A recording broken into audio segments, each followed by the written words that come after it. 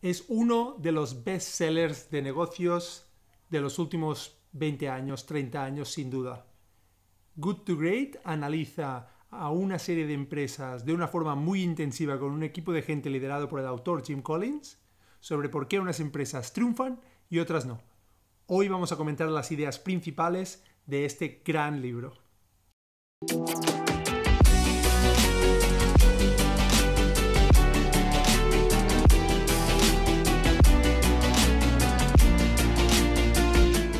El autor y su equipo de investigadores seleccionaron de entre hasta 1.400 empresas, seleccionaron a 11. A 11 que habían demostrado sobresalir a lo largo de 15 años.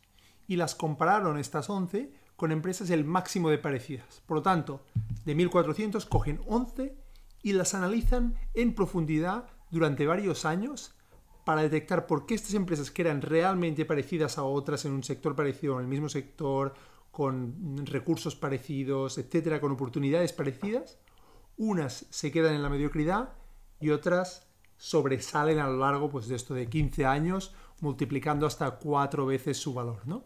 El esquema que el libro utiliza y que utilizaremos hoy para explicar el libro es lo que le llama el flywheel.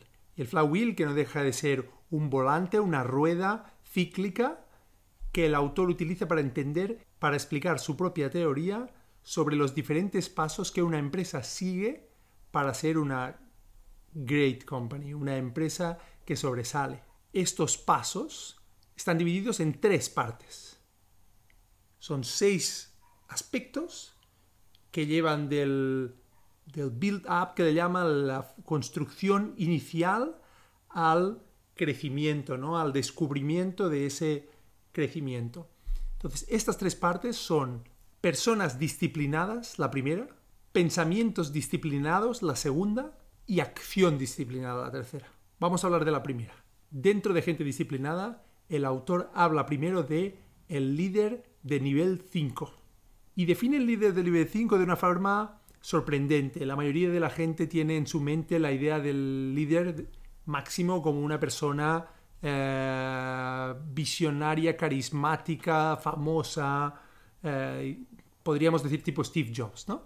Y en realidad lo que encuentran en este tipo de empresas, en estas empresas que tienen un crecimiento por encima de la norma, están por debajo del mercado y pasan a superar la norma hasta 4 veces, tienen un tipo de líder que por definición es muy humilde, que no significa que no sea una persona con una determinación muy grande, lo es una persona igual de determinada que las otras empresas, digamos, parecidas.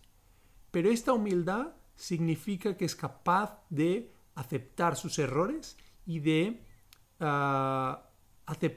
aceptar críticas de las personas de su equipo. Y como es humilde, también reconoce y construye un equipo que hace que la gente lidere sus propias acciones. Gente proactiva.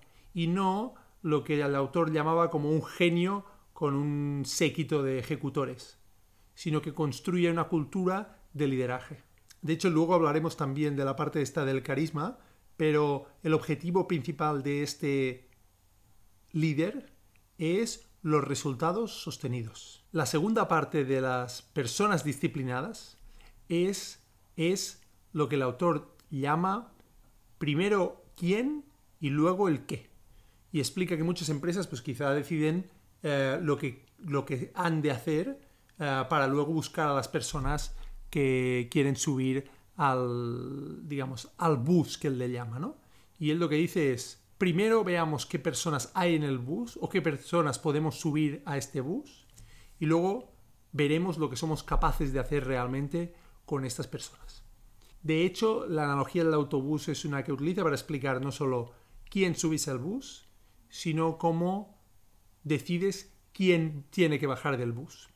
Y habla también de cómo en las empresas que analizan como great companies, la gente acostumbra a durar o mucho o poco. No hay gente que dure un periodo medio.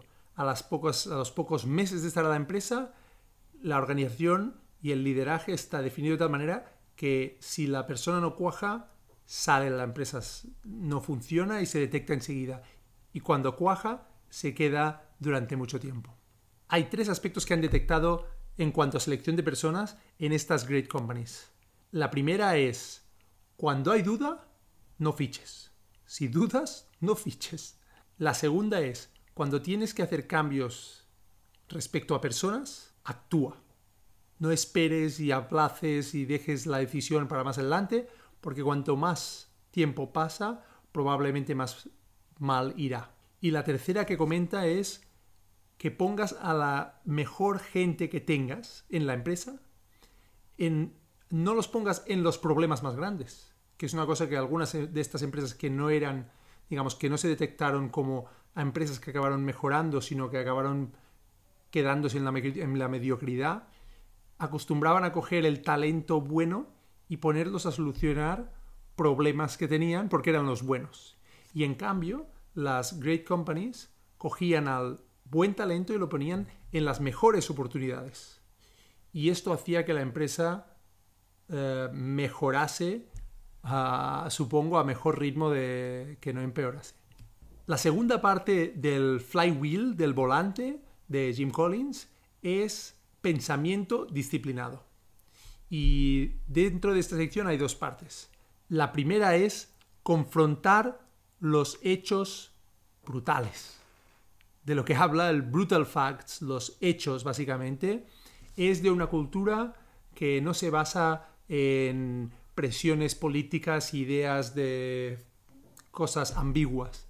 Se analizan los hechos y no se dejan pasar, que es una cosa que desgraciadamente a veces pasa, ¿no? En las empresas, bueno, esto todo el mundo lo ve, que el gráfico indica que esto no va bien y nadie hace nada para solucionarlo, ¿no? Y por lo tanto, tener una especie de, como dice un amigo mío, de baño de realidad continuo, tener los números sobre los cuales apoyas tus decisiones, yo creo que tiene toda la lógica del mundo. De hecho, cuando se escribió este libro, yo creo que aún no era tan popular el concepto que ahora se usó mucho en las empresas, que es data driven, ¿no? Como tomar decisiones basadas en datos, en información objetiva.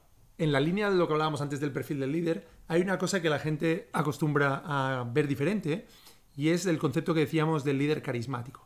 Resulta que en todas estas empresas que analizaron, las que iban mejor, el líder no era un líder especialmente carismático.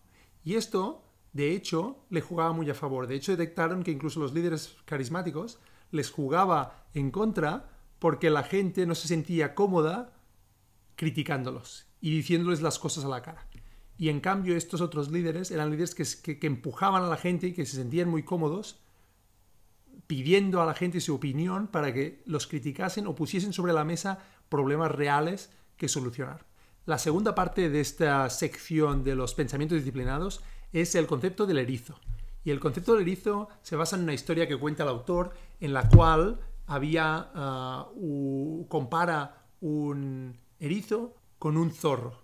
Y lo que dice es que el zorro tiene muchas opciones que hacer para intentar atacar al erizo y de hecho las intenta todas, intenta entrar por un lado de su cueva o intenta atacarlo por otro lado, y el erizo solo sabe hacer una cosa, pero la sabe hacer muy bien, que es que cuando viene el zorro se pone como una pelota de pinchos. Y esto hace que el erizo, aunque solo sepa hacer una cosa y el otro tenga 1000 opciones de sorprenderlo o intentar atacarlo, es imposible que lo venza. Y la analogía que usa el autor en este libro es para explicar que la gran mayoría de estas empresas aprendieron que tenían que hacer una cosa bien. Que no tenían que hacer 25 bien, estar en 25 mercados, atacar diferentes oportunidades, etcétera, sino que tenían que hacer un approach a la oportunidad de mercado concreto, simple, focalizado en, por poner un ejemplo que explica el autor, en una oportunidad concreta o en hacer un aspecto, una métrica mucho mejor que los demás. Y de hecho, pues explica cómo podemos ser la empresa que optimiza mejor este aspecto por consumidor o por empleado, o ser los que mejor ofrecemos esta parte del servicio de forma exageradamente más avanzada, digamos, ¿no? Y Yo creo que también en los últimos 13 o 14 años desde que se publicó el libro, muchas empresas de tecnología o empresas pioneras se ha hablado más de el KPI o la métrica única en la que focalizarse, ¿no? O también a través de Apple se ha hablado mucho siempre del focus a la hora de atacar o de definir la visión de una empresa, ¿no? Entonces creo que es una cosa que es muy coherente con lo que ha ido pasando después de este análisis. Bueno, y por último, la tercera parte del flywheel, de las 3 partes que hemos dicho, con 2 secciones, es la acción disciplinada. Como veis, esto va de disciplina. Y de hecho, la primera sección dentro de esta tercera parte es la cultura de la disciplina. Y sin duda, el autor deja claro, y yo diría que si no el concepto más importante de los más importantes, que esto no se consigue si el equipo, si la cultura, si la gente no es disciplinada. Y la última es una que me toca de cerca y que me gusta mucho, que es Technology Accelerators, ¿no? Cómo la tecnología es un acelerador del crecimiento. Y una cosa que dice, que creo que también es muy interesante, es como no se ve a la tecnología como una manera de empujar los inicios de la empresa o del cambio, sino acelerar y optimizar, yo diría, no dice la palabra optimizar, pero yo creo que tiene que ver mucho con optimizar el crecimiento. Es decir, que al principio no tiene tanto que ver con la tecnología, pero que a medida que has definido bien el roadmap, el camino y las cosas están claras, el uso de tecnología para escalar, para optimizar los procesos que hacen que llegues a ese crecimiento, a esos objetivos, es crítico, ¿no? Y de hecho, pues la manera como lo plantea es que no es el uso de la tecnología, como decía, para llamar la atención o para mostrarse innovadores o modernos, sino realmente un uso muy, muy orientado al impacto. Bueno, y ya por último, casi, como veis en el propio gráfico, las partes están en 2 zonas diferentes. En el build-up, que digamos es la construcción, la preparación, sembrar, para que cuando las otras cosas van pasando, llegue el momentum, ¿no? El breakthrough, ese descubrimiento o esa transformación que permite un crecimiento acelerado. Y esto es, yo creo, tan importante en las empresas como en la vida, aceptar que para hacer una cosa es mejor planificar con tiempo, es mejor invertir, es mejor sembrar que esperar tener el resultado inmediato de una cosa cuando acabas de empezar, como aquel que dice, ¿no? Y por eso este libro hace un análisis de empresas durante 15 años, porque realmente una empresa que tiene el éxito como las empresas que estudian en el libro no es una cosa, un boom de la noche al día, que una empresa de pronto tiene un éxito enorme, sino que han construido una serie de cultura, de cambios de gente, bueno, de estas 3 partes, ¿no? De personas, de pensamiento y de acción, que hace que los resultados luego lleguen de forma imparable y no tengan, digamos, incluso si algunas cosas van mal, y de hecho lo dice en el libro, incluso si hay crisis o cosas parecidas, las empresas siguen creciendo porque tienen los fundamentos correctos. Y bien, muy recomendable este libro, sigue siendo uno de los bestsellers de negocios de los últimos 20 años, vale la pena leerlo, no porque las ideas que acabo de explicar, como siempre, puedan ser interesantes o no, sino porque leyendo el libro realmente reflexionas y absorbes, en mi opinión, cómo de potentes son estas ideas, sobre todo si estás en el mundo de los negocios, para plantear tus negocios o la empresa en la que trabajes o cómo influir en su futuro, entendiendo estos conceptos clave. Espero que os haya parecido interesante y, como siempre, si es el caso, suscribiros al canal, darle like al vídeo y mirar otros vídeos que espero salgan aquí en relacionados o en la página de mi canal. Nos vemos en el próximo. Chao.